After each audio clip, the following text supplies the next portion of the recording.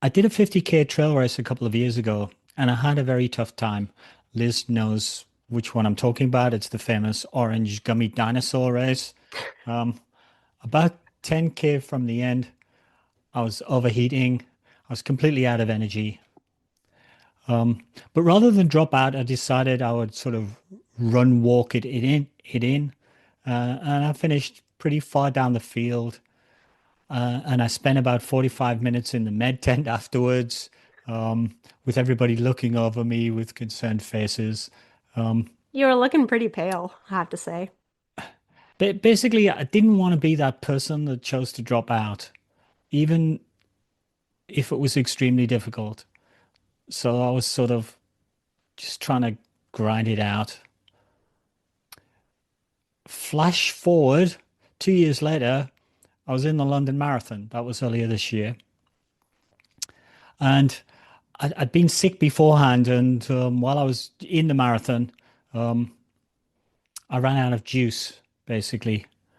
And I ran the last 10K of the marathon in an extremely slow, painful pace, getting passed by everybody, still running, barely, but just trotting along, getting it finished.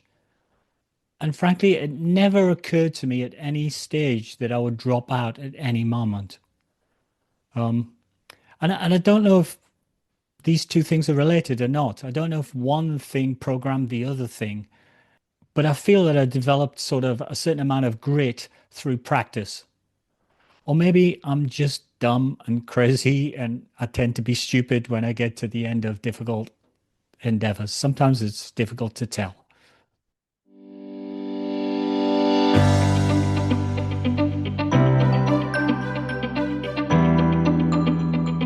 Hi, and welcome to the Running Book Reviews podcast, where we review books written for runners, about runners, and by runners to help you decide if you'd like to read the book for yourself.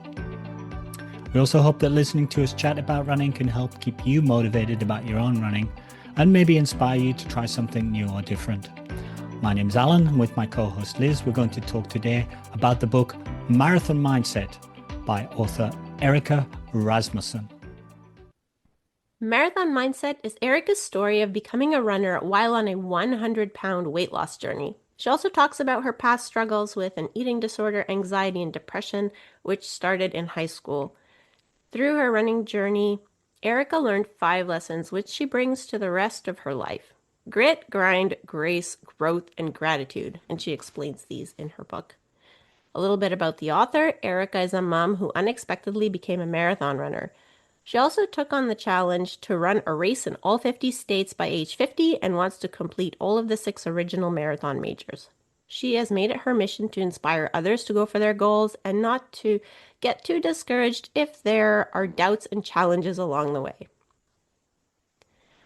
So today, Erica couldn't be with us because she's really busy with a new job and some onboarding. So Alan and I will try our best to do her book justice by maybe talking about, things we learned or just things that stood out while we were reading this book. Yeah, Erica gave us permission to sort of go ahead with this. So if you're listening, Erica, thanks for that. And too bad if we say stuff that you don't agree with because you're not here to correct us, Although you can always comment on the social media of course, and, call us out along on, with everybody else. we're pretty lucky. Nobody really calls us out on anything stupid that we said. Maybe we can talk about our own marathon. We've started our marathon training, so maybe we could talk our own marathon training in context of Erica's book a little bit. But okay, so first, Erica, I guess the book starts. She's sort of a beginner in terms of marathoning. She hmm sort of takes on marathon as a quest, really. She starts running to lose weight. Yeah, and actually, she didn't even like running when she was a kid because she talks about that in her book and how it was funny to her, to start running because she always classified herself as someone who just wasn't made to run kind of thing. I think we Yeah. hear that kind of thing often.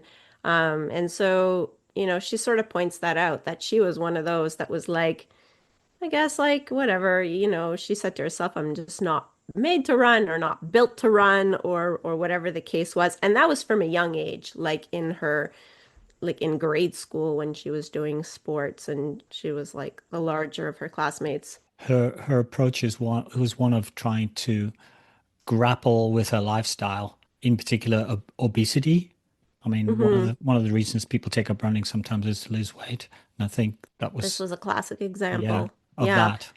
that. So of course, like just deciding to run to lose weight doesn't usually keep you in running. So she had kind of like a deeper meaning associated to it because she had children and she realized that, her health was not good. And I think she realized this when she was first pregnant and she thought that the baby had no heartbeat. Finally, the baby did have a heartbeat and was born healthy and Yeah, whatever. that was kind of a big wake up call. Yeah, and so she decided, she was like, well, yeah, but I want to be around to see my children grow. I want to meet my grandkids, and all those things. And that was actually what kind of kept her committed to this goal because I think a lot of people start running for weight loss, and weight loss in itself is just not meaningful. Like a lot of people think it's meaningful at the Hmm. time, but like losing 20 pounds to fit into your wedding dress is not going to keep you going for, months and years. And that's what it takes to have like a healthy lifestyle, because a lifestyle is a lifestyle and it's not just a like 3 months to lose 20 pounds. Yeah, yeah. I think sometimes what we see and what we hear about is that people have a goal to get them on board, Mm-hmm. and the goal might be, to lose 20 pounds. In Erica's case, she lost 100 pounds, so Yeah. she was coming from a long way back.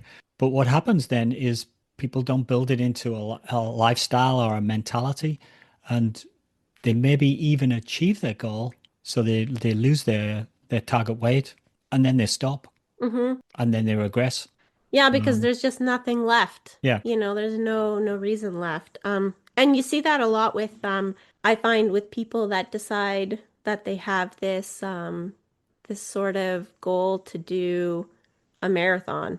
A marathon, it seems to be like this bucket list thing that's on a lot Hmm. of people's bucket lists. And you do see, or running your first 5K. Actually, that's a classic example. I coached someone that was quite a beginner runner last year to run his first 5K basically without stopping. That was his goal, is just to run the whole thing without stopping. And he achieved that. And then winter rolled around and like he's kind of stopped running. And to my knowledge, he doesn't run anymore. So, it just goes to show you like I think that it's a good motivator. It gets people off the couch, out the door and whatever. So like signing up for your first race or something, having some kind of deadline on the calendar is good and it is a good first step. But then before you get to that deadline, you need to figure out why you're actually doing it. And is there something else that it brings to your life that's meaningful to you that's going to keep you in it for the long term? Yeah, basically something like that. Something like that. I want to run my first 5K or I want to run my first marathon will get you going. Mm-hmm. And you have to figure out what's going to keep you going. Erica has a lot of struggles, personal struggles, like physical struggles to begin with, but also mental struggles, feeling, does she really belong? She Mm-hmm. comes last in a lot of things. So there's this sort of stigma. Yeah, she comes to last in a lot of things that are athletic, but then she's actually quite a high achiever in other things in her life. So she talks about being really good in school, like in general. Maybe not in gym class, but in all the other subjects. And so she is good at stuff, but I think what happens is she struggles with a lot of like imposter syndrome, Hmm. And which is not unfamiliar to a lot of us, I think. And so what we see her doing during the book is putting together a methodology, which she calls marathon mindset, to enable her to cope with the various aspects of getting going, keeping going, Yeah. reassuring herself, supporting herself. And that's what we see in the book. Yeah, and it's through that whole marathon build and her goals and running that she actually discovers that it's multifaceted. It's not just one thing. It's not just about, pushing through and not being lazy or whatever we like to tell ourselves, but they're kind of different facets to it. And those are like the five things that she titles as lessons. And to make it easy reading, she splits it into five things that all begin with G. Hmm. So that she calls, should we just list them out? Yeah, Grit, we should. grit, grind, grace, growth, and gratitude. And like most of us who've been on marathon journeys, she realizes that in fact all of these things apply to marathons and trying to get a marathon done or maintain your ability as a runner, but it applies to kind of life in general as well. Hmm. And that one thing can serve the other. So, I guess let's go to the first one. So, grit. Grit is quite a popular term. It's like the unwavering determination to relentlessly pursue goals despite challenges. That's how, That um, sounds very good, Liz. Where did you learn yes, that from? I learned it from Erica. But actually, there is a book that I haven't read yet that's on my list, except that it's not about running, and it's by Carol Dweck, and it's called The Growth Mindset or something like that, or talks Yeah. about growth mindset. What's it called? That's not the title of the book, I don't think. I think I'm getting this wrong. No, you're thinking of the growth equation by someone else, by Yeah, but Steve Carol Dweck Magnus. talks about the growth mindset. Hang on, hang on. Now it's gonna bother me. I have to Google it. So, Alan, you keep talking about grit. I am We've just talked about gonna. Carol Dweck before on our podcast. We have, because she was mentioned in some Yeah. other books that we've read that were about running. But anyway, so her book is on my reading list. Okay, the book is just called Mindset by Carol Dweck. Okay. Yeah. That's what's triggered it. So she talks about growth mindset and fixed mindset in this book. Oh, Um, yes. yeah. And it's been mentioned before. There's actually a TED Talk, I think, about this. I think that's Hmm. where I first heard about it and then where I first heard about the book. If I remember, maybe I'll try and look up that TED Talk and I could Put the link it in the show reference in. notes. Yeah, that'd be Yeah. cool. Yeah. So, Okay, so grit. Back to grit. grit. So grit's what you're going to need to get started a little bit. Um, And to kind of keep going through the first challenges, when you yeah, first start having some setbacks. what is it that's going to going to give you the determination to engage? Because it's not going to be easy to begin with, and even for experienced marathoners like you and I, occasionally we just have to dig in, and sometimes you get to that point where you go, "Why am I doing this?" Yeah, and grit just kind of means you can keep pushing forward even when you're discouraged. But then that kind of leads to the second I guess that's what I was trying to refer to in my story. Just one foot in front of the other. it's terrible now. It's not the fun thing that I signed up for. It wasn't what you were expecting, that's It for wasn't sure. what, yeah, it wasn't what I was hoping for. Mm-hmm. And now I'm gonna guts it out. Mm-hmm. You go, well, I could just stop. What's the big deal?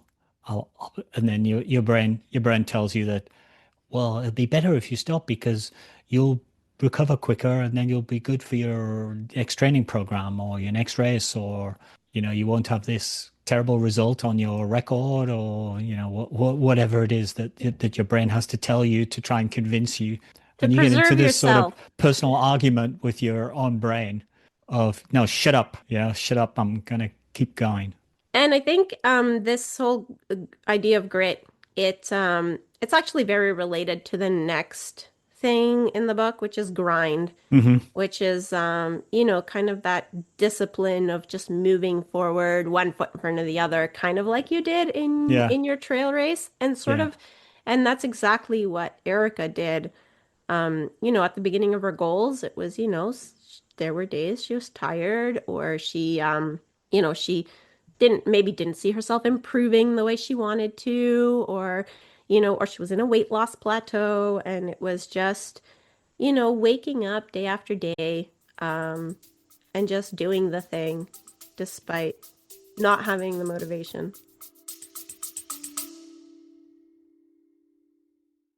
Do you take caffeine when you run?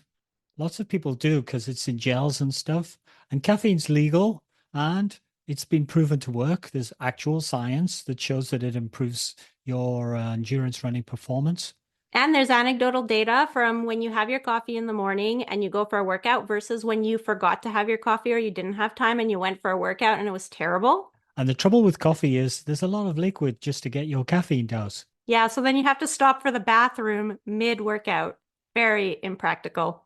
Which is where Caffeine Bullet comes in. What's caffeine bullet, Liz? It's a caffeine supplement. It's wrapped up like in a candy. So, and it tastes like candy.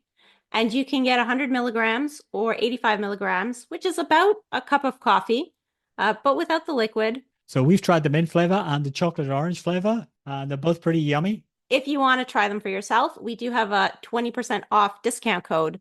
So go to the link in the show notes and you can check out what Caffeine Bullet is and get your 20% discount. Pretty generous. It is pretty generous. And we'll get a small benefit, so you're helping out the Speaking of which, back to the podcast. I think the aspect on grind is sort of consistency without too much reward. You know, Yeah. you go, I believe that it's going to work eventually, and I have to just show up every day and do the thing that I'm supposed to do. Um, Mhm. you know, and you might be doing it thinking, well, is it leading to anything? You have to believe that it's going to. Yeah. Actually, I was at a conference that was all about this. And it was actually your wife's conference. So Alan's wife sells Tupperware, and I went there to take photos of this conference. I wasn't there to take part in the conference at all. But having two ears means that I was like listening to what they were saying. And actually, her little team of like five people, they really put on a good show. So anyway, all that to say that they were talking about comebacks. And in their whole like presentation about comebacks, the takeaways that they gave their I guess their attendees was to make yourself like kind of like a non-negotiable that every day or whatever, every week or whatever, you do this thing. And that this thing will with time bring you to like a certain like outcome, which I guess is what they meant by comeback, is like you're kind of like scripting your own comeback. And there were a lot of other elements to this whole presentation, but that was one of them. And that's kind of the grind portion of it. They actually showed a video at the end, which was sort of like an Olympic video.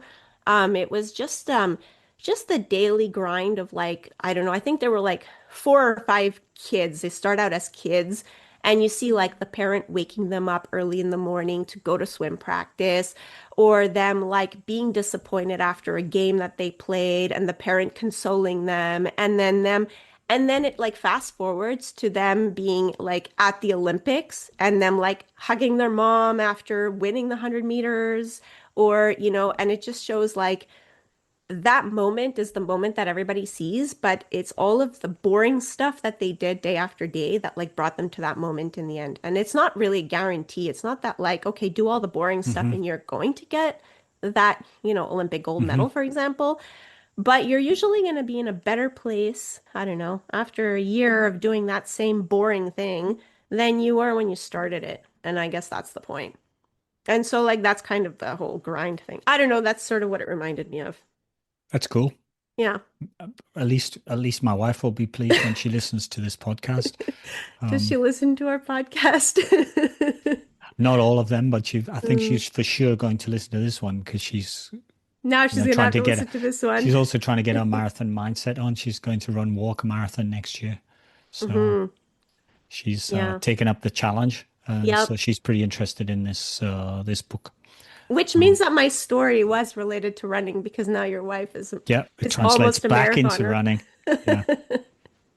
I think also the thing with grinders, you can go, look at these Olympians. You only see the peak of the iceberg, their success. You don't see all the things that we're doing underneath.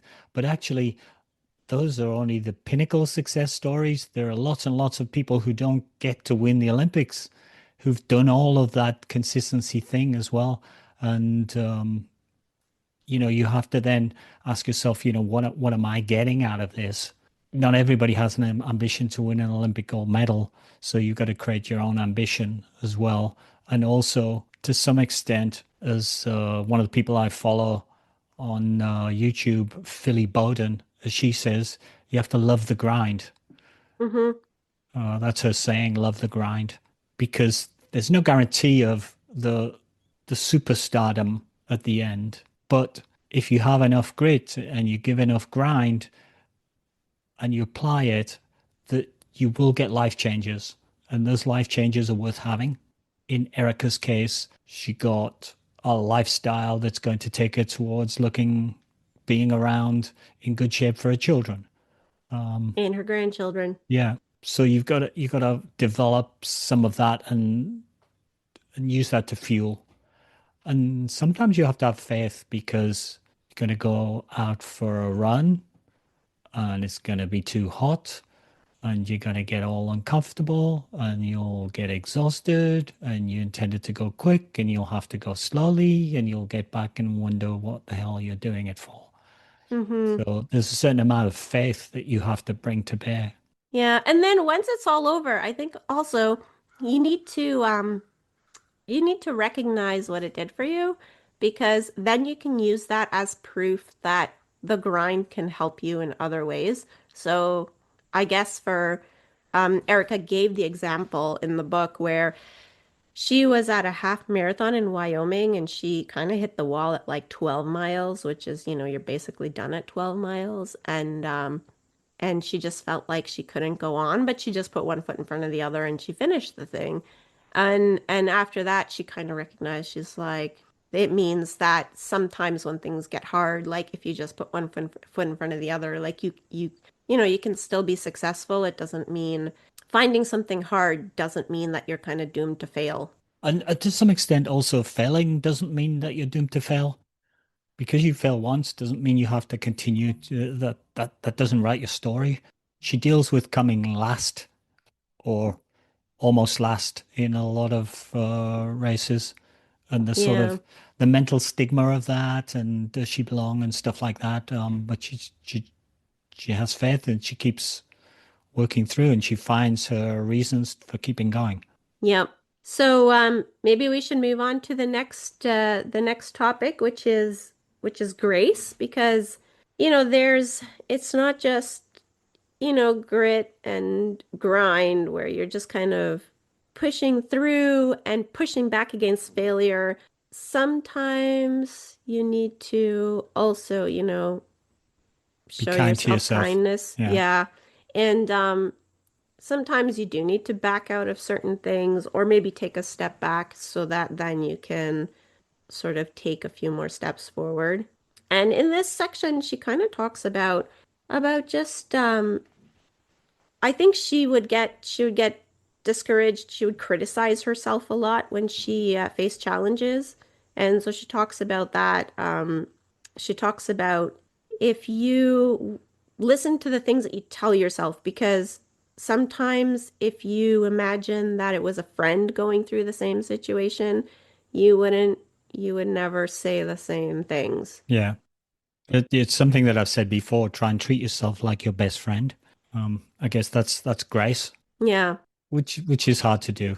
And also, she talks about this idea of, I guess, letting yourself feel that you're enough the way you are, like instead of always thinking that, you're somehow falling short or somehow like not good enough or I don't know, not strong enough or whatever it is.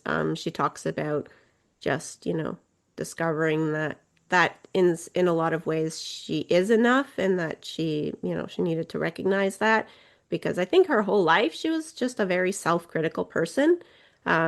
Which I guess, a lot of times like if you read enough of these stories about people that have had eating disorders or have a lot of anxiety, it's often that same like internal dialogue where they just always think they're not good enough and they're Hmm. somehow falling short and they somehow are not succeeding at life or they somehow just, are just not as good as everybody else. But in reality, like they are in something. Everybody's good at something. Everybody's contributing something.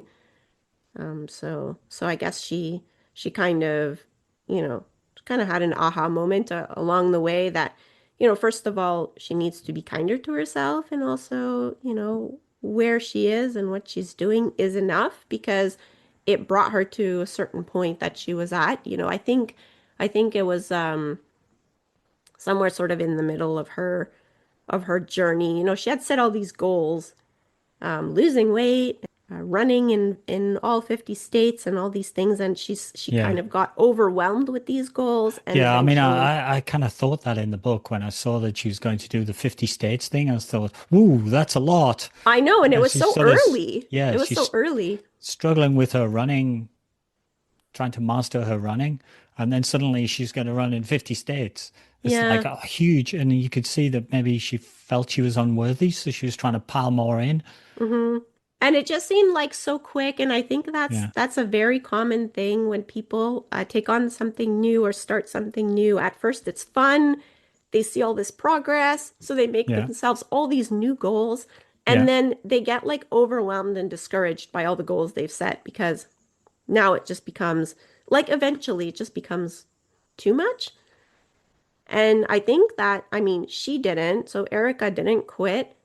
She kind of took a step back and then reevaluated some of them, or maybe the timeline for some of them. But I think that that's like a common thing for beginners where, they start running and then they run more and more and more. And they just, something might happen. Maybe they get injured and they take some time off because they're injured, but then they never come back to the goal because they, I guess they started piling on more and more and realized that it was too much. And they think that they have to like just jump back in where they left off, but it's okay to sort of, jump back in at a different place. Yes, the difficulty is how do you reprogram yourself? Yeah. I'm going to ask you the question. You're gonna ask me a personal question. Yeah, but before I get to that, I'll ask myself the personal Okay. question. And I guess my when I get into this situation, I think I go to just do. Stop thinking about it. Just do some stuff. Don't worry about whether your run is adequate. Just run. Don't worry about whether you're doing enough. Just do something. And because I find if I get into thinking about it just leads you to think more things, it gets complicated. Whereas doing a little bit of stuff uncomplicates things a bit. And that helps me feel better. So from a mental point of view, I do that. Okay, this is stupid, brain off, shoes on, go. And that for me that helps. That always helps. Yeah, I think so. I think I have two sort of strategies. It sort of depends what the overwhelm is. When I started running with the Concordia cross country team and I started doing like workouts again, I found like workouts really hard and especially like track workouts because they were so fast. It just felt like everything was burning, Mm. and I didn't necessarily like that feeling. It just kind of made me feel kind of panicked. And so what I started to do, because then you would have this workout in front of you, let's say 12 times 400, which just seemed like eternal. It was like 12 of them. I have to do Yeah. 12 of them, Yeah, you're far, far away from the end. Yeah. I know. And sometimes, I'd be worried about this before I even started running. I hadn't even put on my running shoes yet, and I was already worried about it. And so I started to like try and think of one thing at a time. First, I started to push back like when I would start thinking about these things. So I would like mentally catch myself thinking about a workout that wasn't happening for 6 hours, like during something else that I was not supposed to be thinking about it. And so what I would say is like, okay, I'm gonna worry about it when I'm putting on my running shoes. So that Hmm. became like my threshold.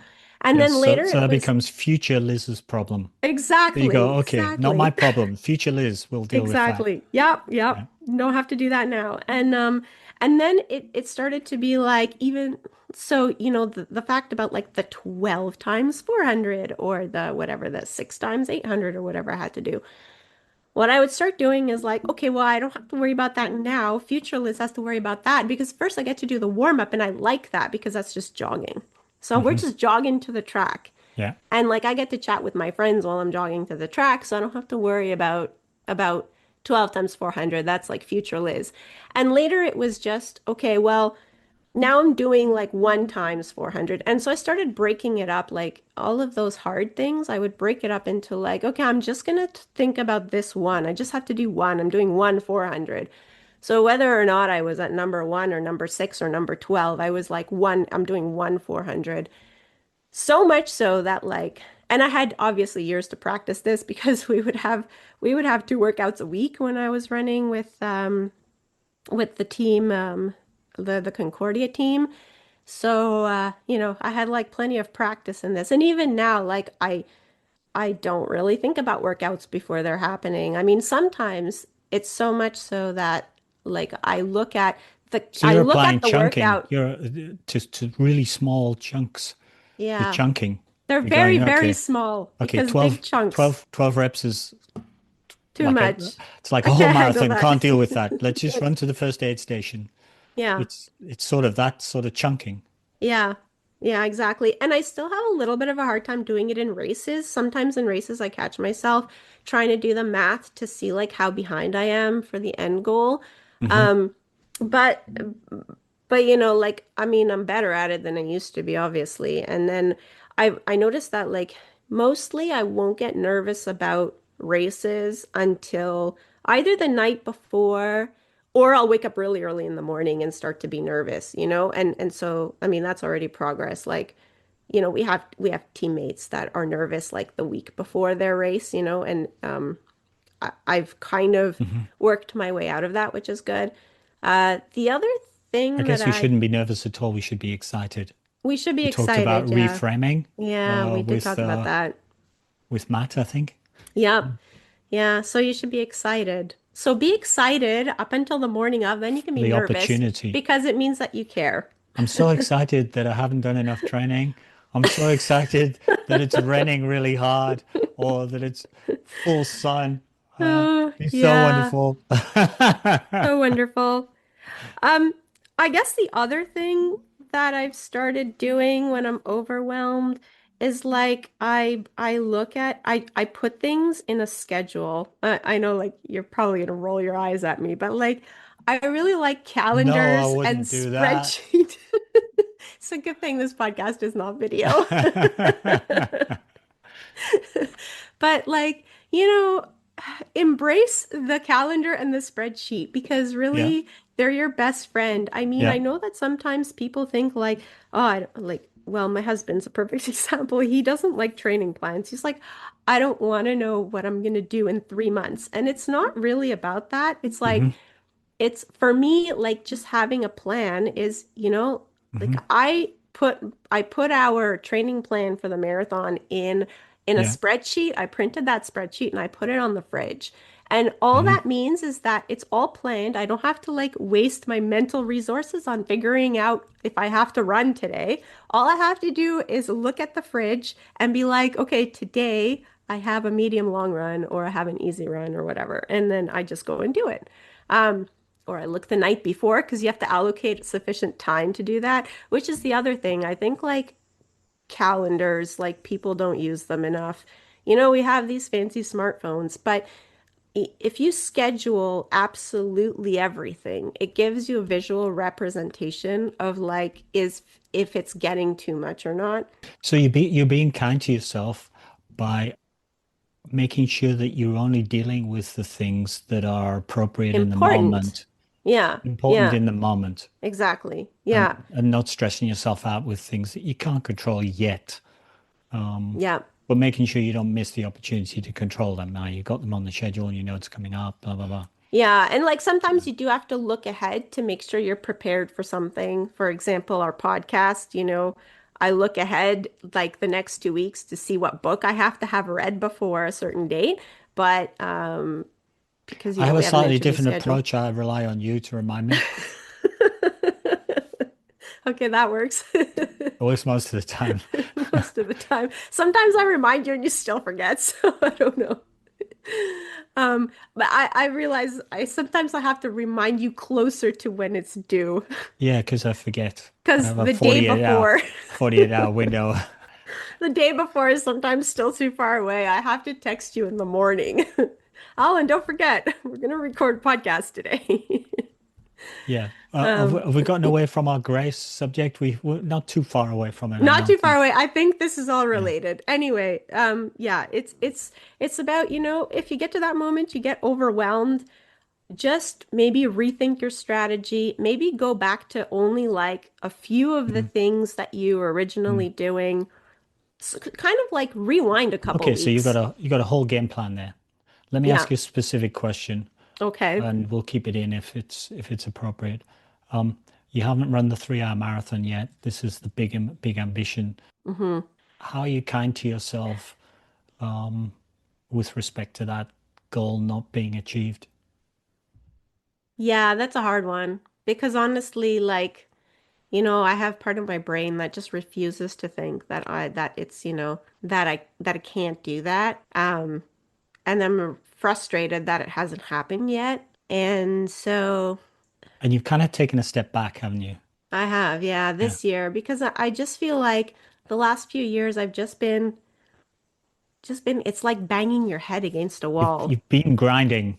I've been Yeah. grinding. You're All I've been tough. doing, You're tough. grinding, You can and grind.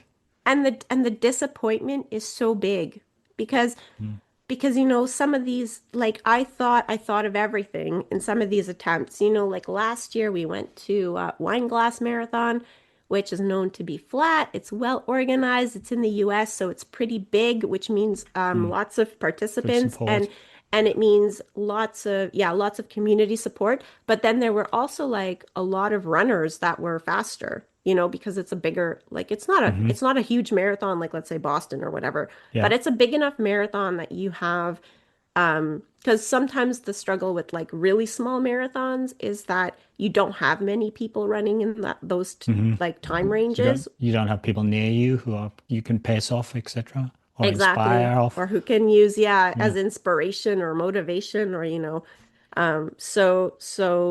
Wine Glass was like perfect because it wasn't so Hmm. big that it was crowded and Yeah. And it's overwhelming, flat, and it's fast. flat, it's fast.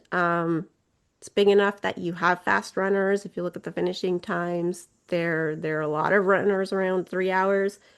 Thought I had thought of everything. Hmm. We obviously have to travel there, so it's an investment more than running a local marathon. And so it makes that disappointment so much Yeah, bigger but you got because, injured in training cycle, didn't you?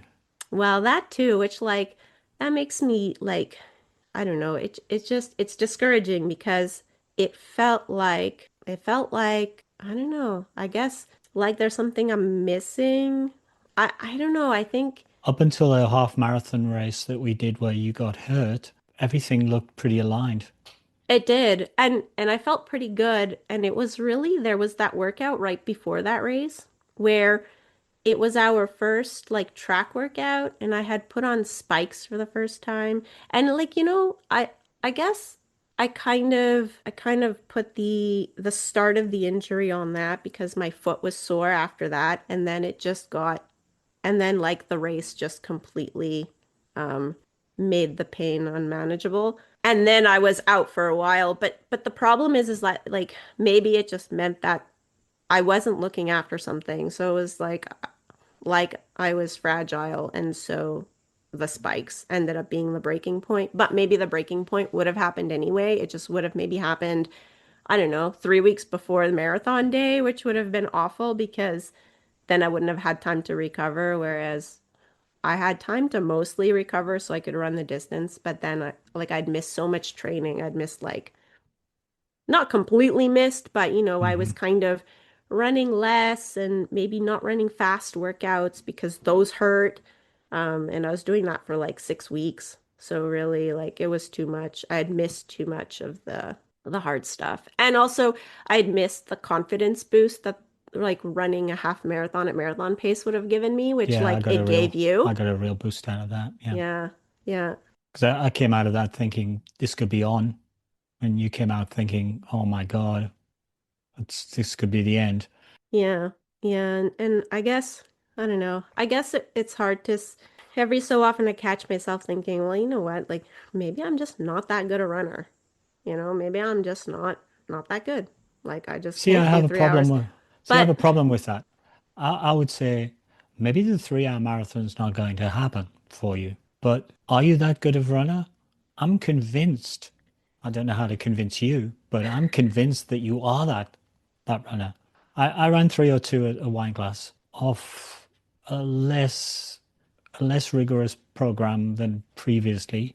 And I think if you'd not gotten injured, you could have been running beside me. And if you'd ran beside me until 8K from the end, you'd have probably found extra, an extra 10 seconds a K or whatever that I didn't find because I was hurting and I've already run a sub 3 hour. And do I really need to hurt this far out? And I vomited Yeah. so much at the end of the one where I achieved the 3 hours. So I really wanted to, and I got into that mind game, and I was too Mm-hmm. far out to win that mental battle and run the extra 2 minutes. Mm-hmm. I think I said to you, I think I could have done a minute if I'd gotten within 4K of the end and had to do that. Could have ground it, but I think you probably could have been there and done that a wine glass if you hadn't got injured. Now you've got training programs where you don't get injured, Mm-hmm. but then it's a different day or if it's a different so the trouble is everything has to come together all at once. It's got to Yeah. be the stars have to align. Yeah, what really like kind of bothers me is is that every so often I run a PB and the times that I run a PB is like when I do stupid things, like I buy new shoes the day before and I decide it's a great idea to run in them the next day, and that is not supposed to be anything even remotely Hmm. intelligent that anybody does as a runner. But for some reason, that's when I run a PB. Or like when I'm not training for the marathon because I've decided to do some kind of like the year that we went to BC and we did that 5 day trail Yeah. sort of stage run. Hmm. And so we were training for that because Transalpines. that was in the mountains. So you have to train in the mountains, which means that you don't do marathon training. And then I was already registered for a marathon, so I went and I ran a PB. And it's like, that makes no sense to me. You know what I mean? Like, so I have such a hard time with this whole 3 hour goal because it's been so non-linear and that bothers me. I like spreadsheets and graphs and things should line up. You should like put in like, put in item X and it should produce Y, you know? So you're actually so you can't spreadsheet I your route to can't, the no, marathon. Okay, no. so But I can spreadsheet my I mean training. the information is that you can't necessarily spreadsheet your route to the marathon under 3 hours, but based on then suddenly this happens, then suddenly this happens, then you could probably get your mind around the thought that the potential for you to do it is there. Mm-hmm. Yeah. Yeah, I can, which I think is what keeps me motivated. It's important to have that. Yeah. I guess that's what keeps me motivated. That's what's going to drive you. I guess so this year Erica would say that I'm showing myself grace because Hmm. I decided to stop banging my head against a wall and like, enjoy summer, enjoy running in the summer. And originally I wasn't even going to sign up for a marathon, but because you were doing Chicago and I figured, well, like I do like training with Alan. And so he's training for a marathon. I'm going to train with Alan for a marathon. And then eventually I was like, well, I might as well have something on the calendar to give myself a deadline so that I know how to schedule the plan. Because that's my spreadsheet brain, there I Hmm. am. But for me, like the spreadsheet is just I'm outsourcing the daily decision making of having to figure out what I'm going to run today. Yeah. You're Um, managing your decision fatigue. exactly. Yeah. Exact. And that is It's normal. actually like that's actually, scientific and it was also Yeah. in a book and I don't know the title of the book, but I think it was one of your management books, Alan, no? Isn't Probably. it? Isn't I one of mean, those the habits of a highly effective people or the something? 7 habits of highly effective people. Yeah. Yeah, so I figured, okay, well, I'll sign up for a marathon, and there's one that's very close to us that doesn't require me to have a night in a hotel. So I'm just gonna, drive up in the morning because the start time is not too early. I think it's 8 o'clock, and for an 8 o'clock start time, you have to get up kind of early anyway to have breakfast and stuff like that. So I figure I'll just, I'll drive there in the morning, and so I'm doing the Granby Marathon, which also we have a few of our running buddies that have done it last year.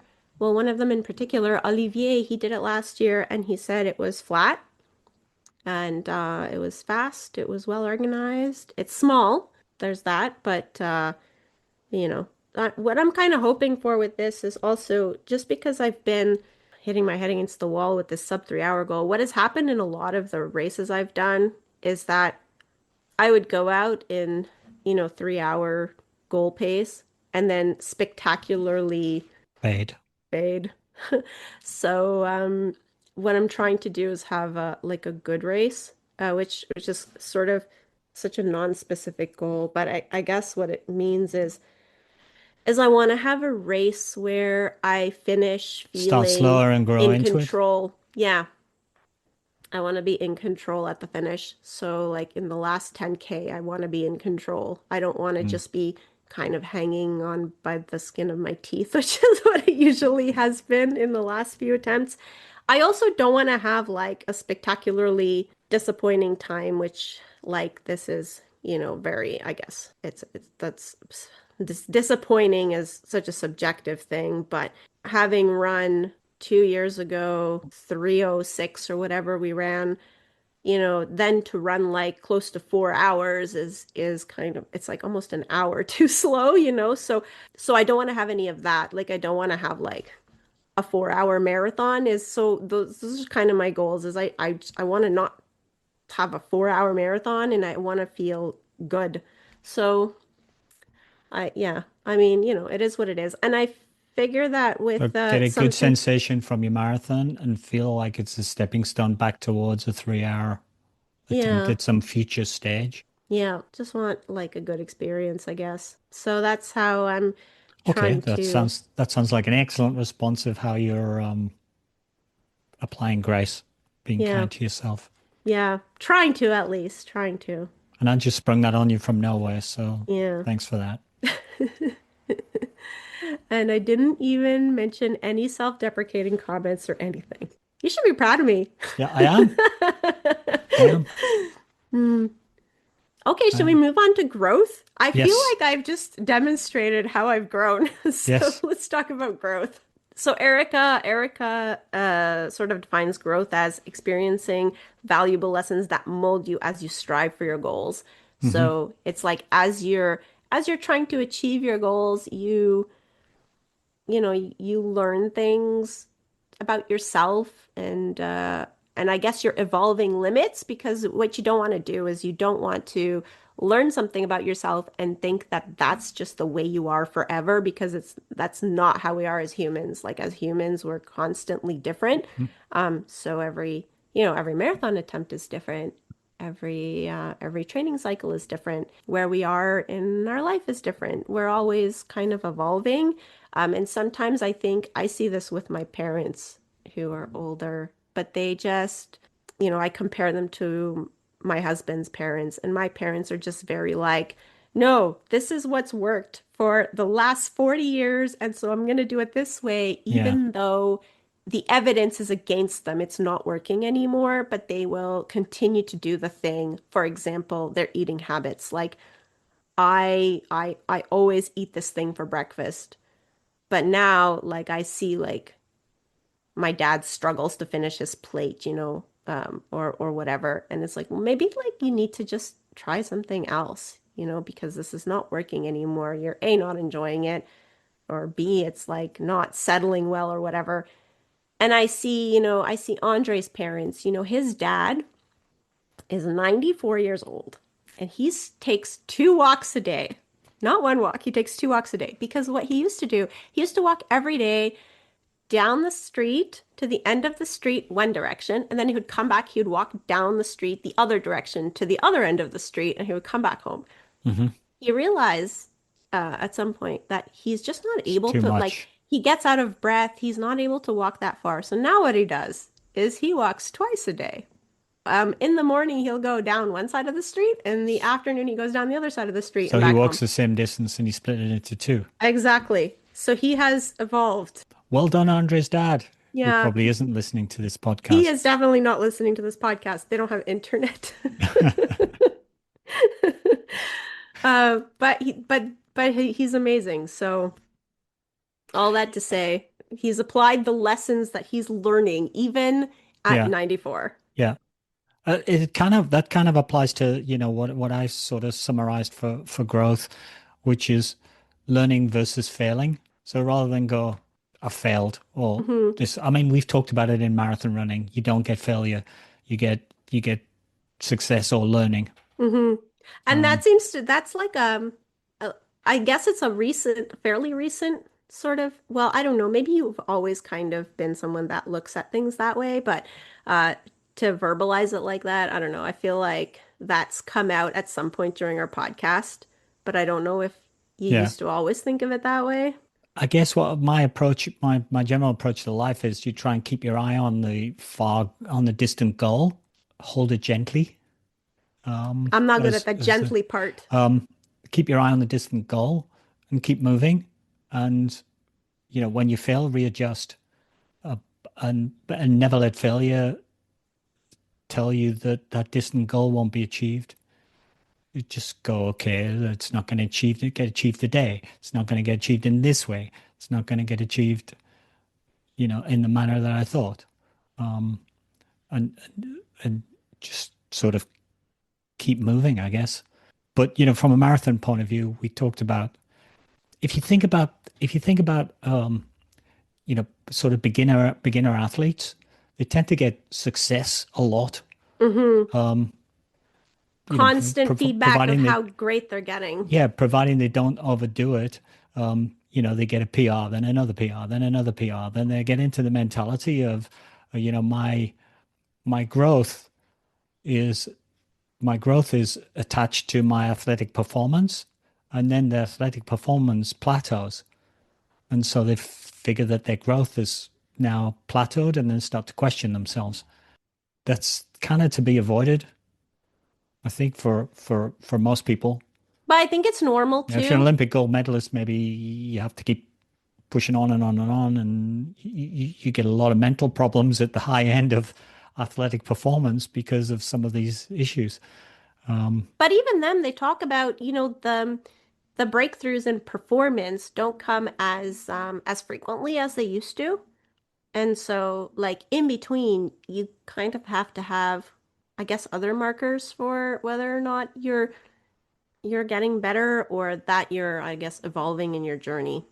and in order to do that, you'll need to give yourself some grace. You need to apply some grind without necessarily results. So these things are building one on the other. I'm now just recalling a book that we read probably 3 years ago called Make the Leap, Mm-hmm. where the author actually says what happens is you go up and up and up and up, and then you plateau. And what you're doing is you're building the means to make the next upward curve. You have to believe in that a little bit. Yeah. It's coming, or it could come, and I have to enjoy what I'm doing now without necessarily the tangible, visible rewards. And I guess you have to constantly be looking out for those lessons that Erica talks about, Hmm.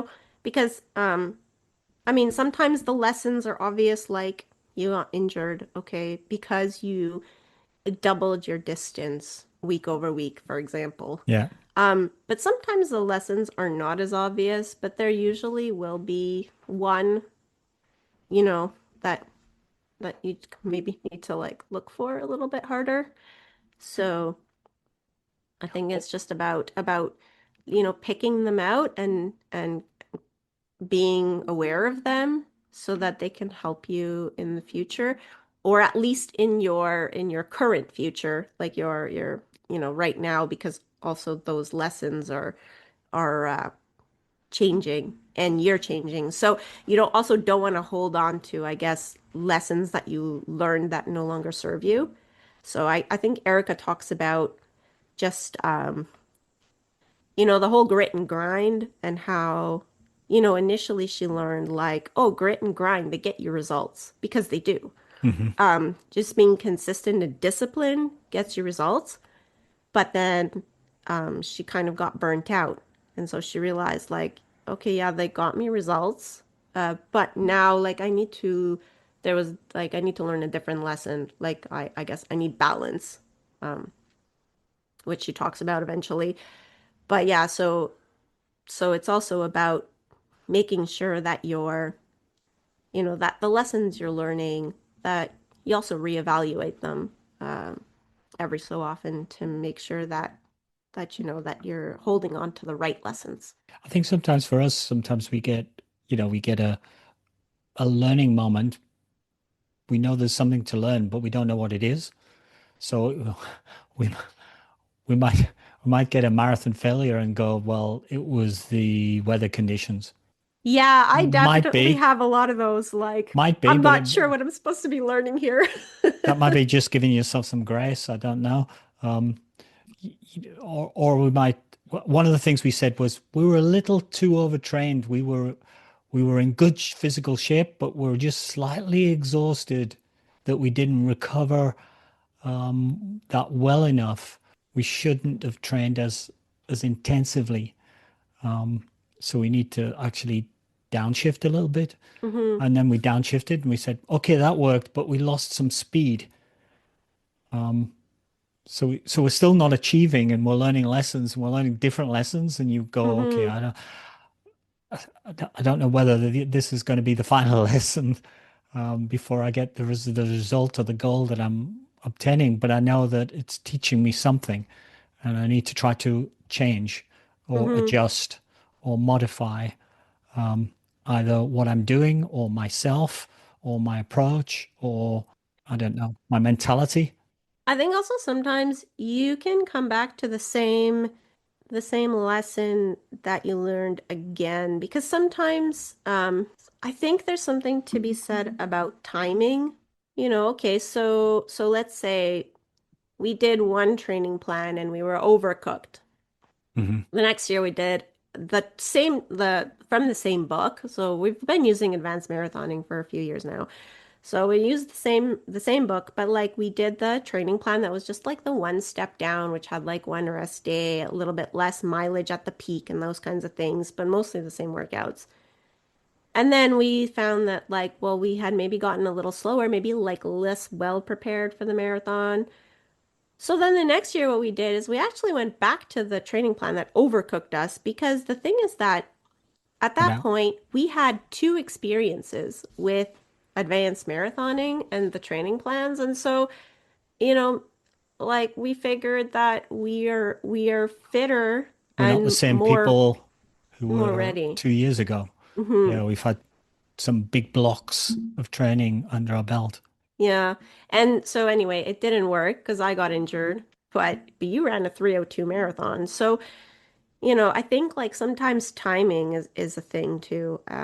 Don't be afraid to like go back to a plan that maybe you had a couple of years ago that maybe didn't work then, but maybe will work now because sometimes like you're not the same person and you might be ready for that. Yeah, I think if It, you can build a narrative for it, then yes, because then you have some belief. mhm. So we went sort of, okay, we've got two heavy blocks of endurance under our belt.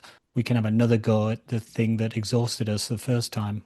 Yeah, and this kind of thing can serve you in all kinds of aspects of life, I think, because if you think about it, uh, we always have some opportunities. But sometimes we're not ready for some of them. So, it's the same kind of idea Hmm. where, like You you, go, I wasn't ready for it then for that job, but I'm not the person I was then now. yeah, Maybe maybe I now am I'm ready for ready. that job. hmm Yeah. All that to say, don't forget to reflect on the lessons. And actually that reminds me of was it Matt Fitzgerald that said in his book about mastery? You need to reflect on what you're doing to to get the learning out of it. So I think it's easy for us to sort of brush off like a bad race or training that kind of went wrong, and it's actually it can be a good coping mechanism for a while. I mean, I know I do this a lot, is when I have those disappointing races. It just almost feels like I just want to block it out. I don't write any race report, like, Hmm. and that's kind of how I deal with it because, like, I can't, I just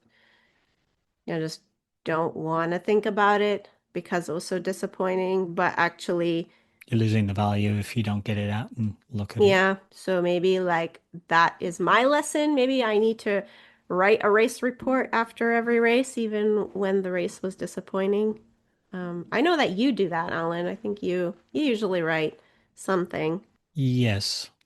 Yes. And you know, you can get a story. Usually the failures, you get the best stories. So if you write something and you don't attach your ego to it too much, you know, running the 2018 Boston Marathon in the rain can be Hmm. spectacular. Yeah. Um, Not at the time you know, while you're hypothermic. running the 50K trail race where you've got nothing left and you've got still got 10K to do, and how the hell are you going to do it? I didn't sign up for this, and this is not what I intended. Um, And then you've got somebody feeding you orange dinosaurs along you've the got way. some idiot podcasting friend trying to encourage you along with a big happy smile and an orange dinosaur when you feel like you just want to sit in a hole somewhere. Um, it makes for a good story. So, you know, you get something out of it. And Okay. I think that's a good segue to the last Yeah. lesson in the book, which is gratitude. Gratitude. Yep. Gratitude, Erica defines it as embracing and celebrating the journey you embark on as you strive towards your goals. And so part of that journey is, I guess, the race, which is usually like the outcome Hmm. for most of us, but it's part of the journey. I think the thing we see is the training. So Yeah. we say, okay, we're going to do 16 weeks or 12 weeks worth of pretty disciplined, timetabled, regular devotion to some hard things. We need to enjoy that because the outcome is not a guarantee. Hmm. The outcome is the celebration, but sometimes the party goes wrong. The celebration, you know, will be plus or minus. And if you feel you've wasted 16 weeks of your life to get a disappointment, that's not really very useful to you. There's not a lot of growth. You're not applying grace. You've probably Hmm. done a lot of grit and grind, but you need to have gratitude for I think, the training process. And sometimes, the race as well, even when it doesn't go as planned, because there are a lot of people that that don't get to do the things that we're doing for all kinds of reasons, Yeah, well, I mean, we're sometimes. lucky we get to choose to do these things. Yeah. Yeah, because we're physically able and we've got the financial means to do it, because it's definitely a factor. If you don't have money to put food on the table, you don't have money for race registrations and Yeah, I running mean, shoes, right? So, one of our books in the past says, remember, you've already won the lottery. Everybody says, oh, if I win the lottery one day, I'm going to do this. You've already won the lottery. You're healthy. You're in a part of the world that will take care of you, that is democratic. You don't have bombs falling on you. You have a house. You have healthy sanitation, fresh water. And you're going, yeah. well, so. But as I mentioned, all of these things, you've just moved into the top 1%, top 0.1% of the population of the earth. Mm-hmm. So then to be fit and have the time and the money to devote to, you know, our pursuit, which is running, it's just, you're just massively lucky.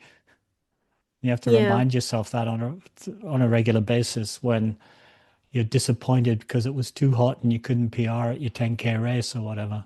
Yeah, and it extends to a whole bunch of other things. When I read this section, I thought about two things. So the first was so I do some photography and generally like I think like most photographers like I hate being in pictures. I've always hated being in pictures. Like when I was a kid, you'd get those school pictures and you'd get them back and I always felt like I was like the ugly duckling in the class.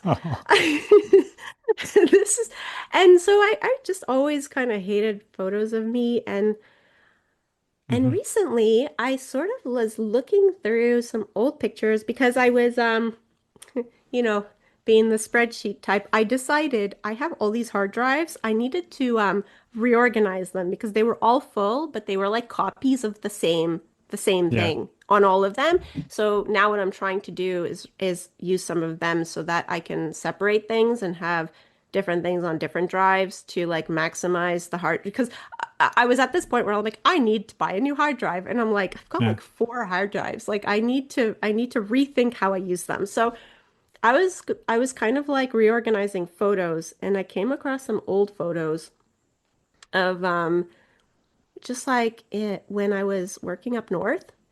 And one of them was just me and some of my coworkers, girls, and some of them had cameras. And I had this little point and shoot in my hand, and I was like, we were all just standing on the edge of the village with like I don't know a couple little houses in the back and then like tundra kind of an open sky and it was a sunny day and I sort of remember like I think we were just going on like they were just gonna go walk in the tundra just Yeah. like Just like on a walk yeah tourist visit sort of yeah thing. yeah so and I kind of remember that day and I was like you know had I not had this photo and I remember at the time like, probably, I can't remember who took the photo, but I would have been there like, oh God, do I have to be in this? I could take the photo instead, but then I was in the photo and it made me remember this moment. And I'm like, you know, I'm like happy that I have that now, even though I wasn't Otherwise, happy you'd at the never have the time. recall. Yeah. Yeah, I wouldn't have had that memory because I think sometimes that's what photos are. They're like, they're just that reminder of the thing that you did. And yes, you have memories, but they kind of fade. You don't remember everything with the same intensity, and sometimes Hmm. having a photo to jog your memory just like brings back like that moment that you probably would have never thought about. But I remembered some of those coworkers I had, and yeah, it was fun. So and there were a few of these. I came across a photo of like me with my first car, and I loved this car. And I don't know, I was just standing with this car. It was And it after brought back the feel good memories of getting your first car. yeah, yeah, and just the memories of all the things that I learned with that car because I learned how to, you know, do my own oil change and I learned how to change parts and I learned like all the things I learned with that car and all of that just came back because of this one little photo of me standing with the car and you barely even see the car because you just see like the red siding of the car and it's me standing like leaning against it and I just remember the car and all the things I learned and all the things I did and you know and also the accident that I was in but The learning. which was not my fault but it was kind of traumatic it was this is not running by the way but I guess people could just like fast forward the next 30 seconds but it was the winter and there was a snowstorm and I was on the highway and I was driving home and there was a lot of traffic and there was a big truck like one of those big transport trucks with the wheels that have the bolts on the side Yeah. and it was such a big storm like it was so snowy that you couldn't see the the road so therefore you couldn't see the lanes but you could see, you know, the treads from the cars in front of you. And I don't know why, but this truck just kind of leaned in over the center line. And so ended up hitting the side of my car and the bolts made a whole like Wow. just Like a just James Bond groan movie, sort of ripped just a hole in the grind side of they your car. ripped the whole side of the car but luckily like I didn't like nothing else happened so we both got out at the next exit yeah then I like but yeah I needed to get that repaired but luckily it was fixable because it was all just you know door and whatever but and I was probably really lucky that day but yeah all those things came back because of that Flooding one back. photo that I did not want anyone to take at the time so I think like sometimes in the moment you need to try and be more grateful of, you know, the Hmm. experience that you're having, Yeah. even if at the time like you might think like this is dumb. No, it's a practiced habit. Yeah. I think you need to surround yourself with people who also will have that approach. So they'll enable you to practice your habit. Hmm. A very tiny thing when we were in the gym yesterday, and it was kind of a joke, but we were doing a set of four lifts, and I think you said, "Oh, we've only done two sets," and I said, "Yeah, wow, we've." We've only got two sets left to do. There you Both are, your thing, glass half full. both things are true, but the approach is the mental approach is the difference between I'm nervous about this run and I'm excited about this run. The Mhm. feeling's the same and the situation's the same and the sentiment is the same, but the mentality is entirely different. And so, what you need to do is you need to surround yourself with other people that strive to be positive Yeah. because, like, inevitably, everyone is going to be negative sometimes. But if Mm. you're with somebody that strives to be positive, Yeah. usually, like, your negative mindsets won't match up on the same Yeah. day. So, as was evidenced at the gym. Yeah. A couple of shout outs for people. I spent a bit of time this week with our buddy Cheyenne, who's in Hmm. town, and he's a super positive person. He's got stuff going on in his life, but he doesn't spread that around. And what he spreads around is, how much he's seen the good things that people are doing and, Yeah. wants to, enjoy their company and support them. And Actually, if he's you want to just feel good about yourself, you go for a run with Cheyenne. absolutely Because he's just going to tell you all the things that he admires about you, and you're like, really? Jeez, my, I am I just that sound wonderful like. a person? I didn't realize it. So cheers, Cheyenne. I know that you listen to this podcast, Yeah, so thanks he's for a that loyal shout out to you. listener. The other Yeah. person I wanted to highlight was my youngest daughter, Susie. She's always like tries to be positive and she's a little over the top sometimes, but and she always tries to surround herself with people who have positive attitudes as well, so that she can reinforce her own positive attitude and then give that back into her environment. Yeah, because it's hard to be positive if everybody around you is negative. So, Yeah. it's like everything else. Sometimes if you want to change yourself, what you need to do is also change your environment.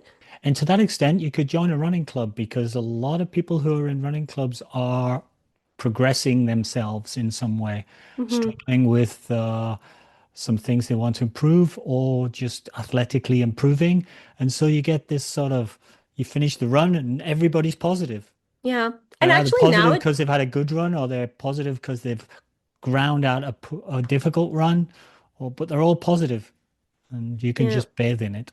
Yeah, and actually now with, social media, you don't even have to formally join like a formal running club because there are a lot of just Virtual little clubs. group. Well, Yeah. no, I mean without it being a virtual group, it being a real group because I feel like you kind of need that real person that you're going to meet.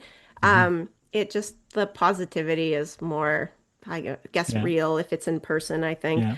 But there are a lot of like groups that just kind of start with, a person that's like, I run every Thursday from this place. Like, if anybody wants to join me, then come and Jump we in. can go for a Yeah. 10K. And like for example, the Nomad Runners, who are a group that is just on Instagram. I don't think they have a Yeah. website or anything. It's just Instagram. Every month they put out a Yeah. schedule. They're called Nomad because they start from a different location, but it's always like a Thursday at I don't even know because I've never been, but Yeah. It's Susie run. used to go. It's run So by my physio, Olivier Collin. yeah, but it's like, I don't know. Let's say it's Thursday at 6 p.m. and there's a different location around the West Island where they'll start from. And every month the schedule changes. They post it on Instagram and you show up or you don't show up and it's great. And there's a lot of those kinds of things now I Mm. find with social media. So you can go, if you're kind of intimidated by joining like a running team or group that's, does workouts and things, go to one of these, like look for one of Social these groups. people or start Yeah. one yourself. Just, post Yeah. like, I don't know, I live in whatever city you live in.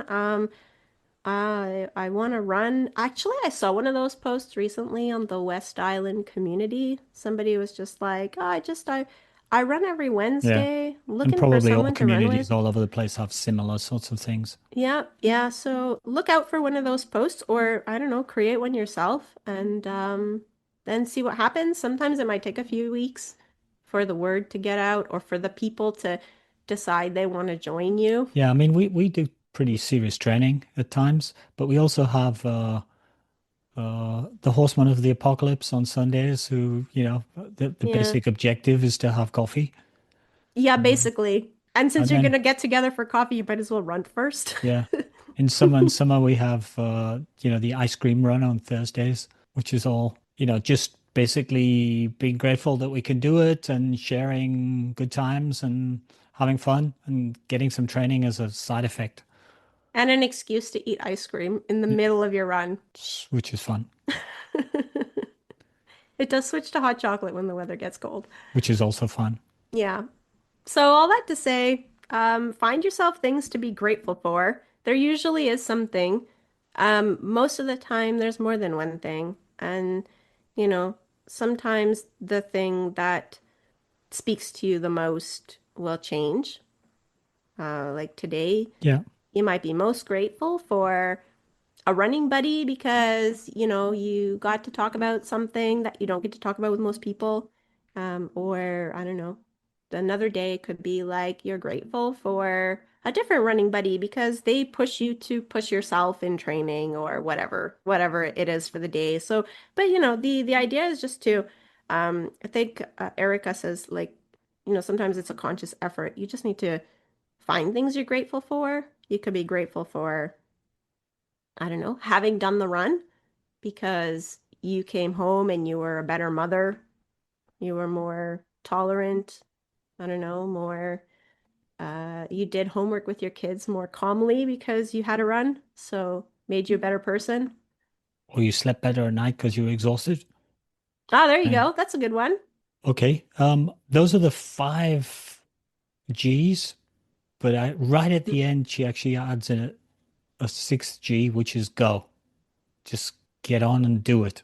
Yeah. So whatever it is, that thing that you want to do, it's just take the first step and see what happens. I don't remember where I saw it, but I saw a quote somewhere like something like the time will pass anyway. So, because sometimes we look at things and we're Hmm. like, oh, it's going to take way too long to achieve that, but the time's going to pass anyway. So you might as well at least like take some steps to maybe Yeah. achieve your goal in the It's a future. bit, it's a bit like the saying on starting. Good time to start would be, 2 years ago. Mm-hmm. But the second best time to start is now. Yeah. Just get out there and do it. And of course, to begin with, it'll have to be little baby steps. Maybe the first thing is to, I don't know, you register for something, your first 5K, because then Now, you'll have now, now you have you'll an have no agenda. choice. Yeah, you have an agenda. You have something in your calendar I'm in the I'm future you sensing a need to be theme here, Liz. If anybody needs help using their iPhone calendar, you can send me a message. Yeah, Okay, I guess we shouldn't do a book summary because we're basically doing our book summary as we're going through. So basically. But that'd be reductive. I thought we should maybe mention who this book would be for, because Okay. that's something that we'll usually mention in Yeah. the summary, but Yeah. and we didn't really touch on that, I don't Yeah. think. I think Okay.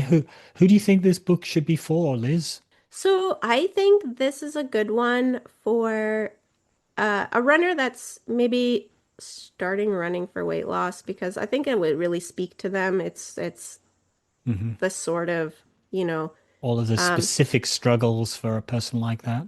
yeah, and also just the like she's a mom, struggled with weight, all those other things. I think that kind of person, maybe the person that's, that's either thinking of starting running, although that's not usually our audience, maybe the beginner runner that's taken up running like, I don't know, not that long ago, is maybe struggling with a plateau or has taken up running several times and has quit along the way.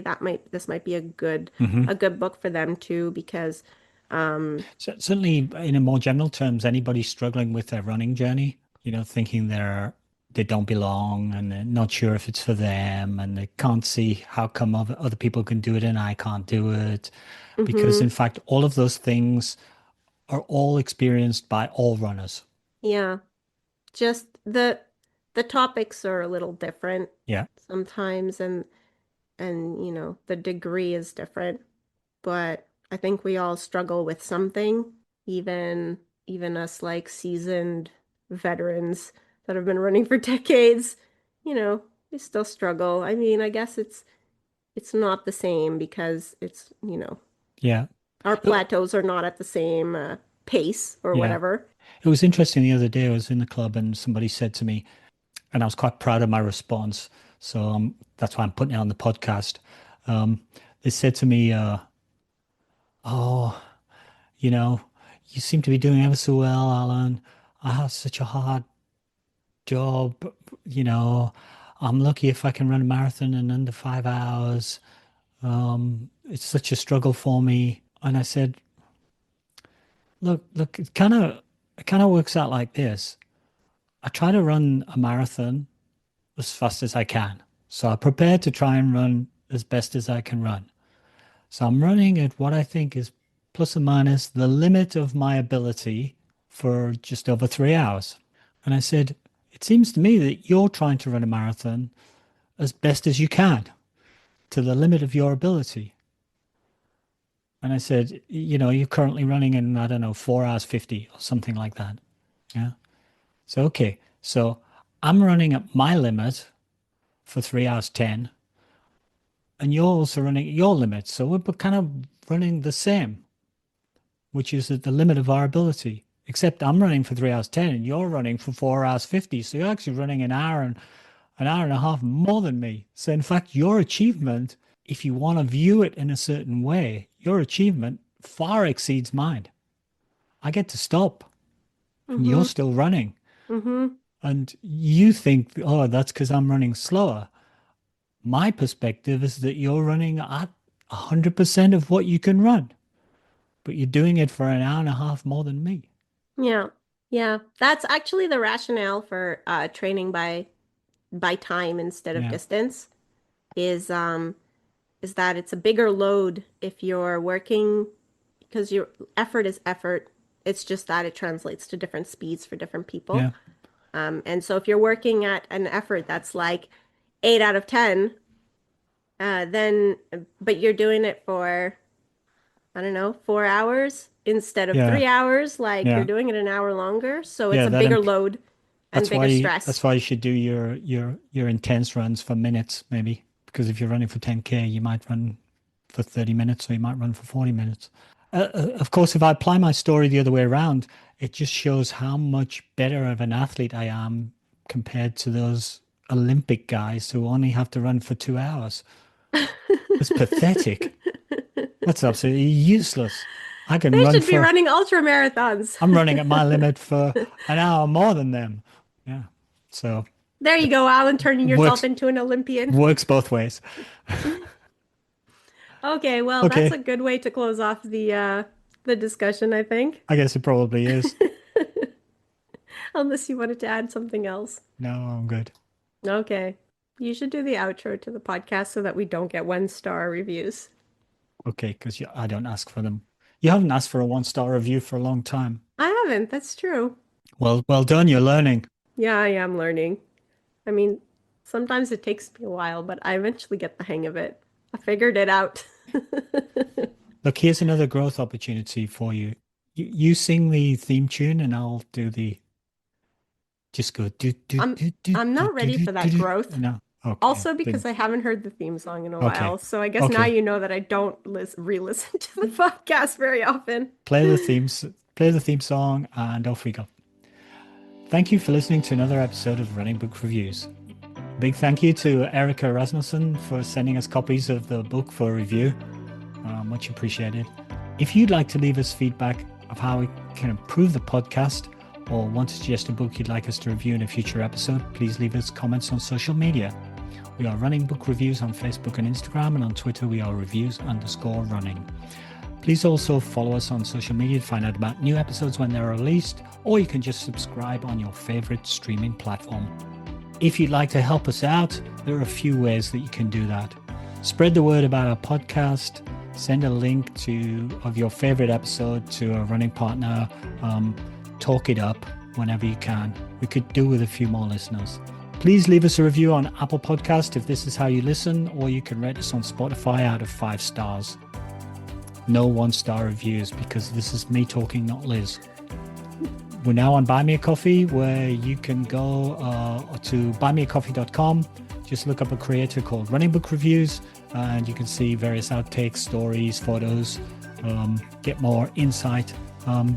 You also probably get prompted to buy us a coffee, but you can ignore that. There's no requirement for you to do that, although we do appreciate it. We're both coffee drinkers. That's all today from Running Book Reviews. Bye for now. Bye.